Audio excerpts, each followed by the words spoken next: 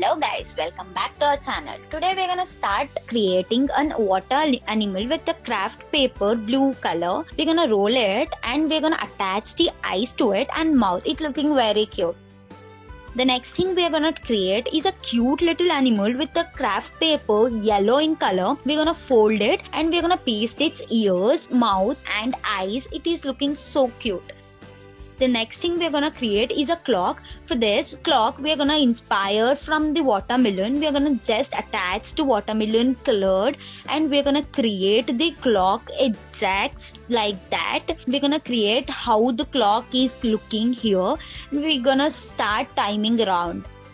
The next thing of the day we are gonna start creating is a frog. Frog is basically green in color, so we're gonna use a green sheet and we're gonna fold it so that it looks exactly like frog fingers. We're gonna cut it out. We're gonna attach the big eyes and small mouth and a tongue as well. The next thing we're gonna do is a butterfly. For butterfly, we're gonna create a beautiful wings, a small little head. The next thing of the day we're gonna create is a nature. For this we're gonna use a blue background and green papers to create trees and white papers for the clouds. And for we're gonna also create a parachute image. You can just see here how they are just pasting it and creating a look like a parachute here. Next thing we are gonna continue doing is an umbrella. For umbrella, you can just concentrate on how they are folding the papers and creating a cute cartoon characters and folding it all together and attaching to a stripe. The next thing of the day we are gonna do is create a fox. Basically attach white and orange colored paper and make it like a cone like object. Attach ears, eyes and nose.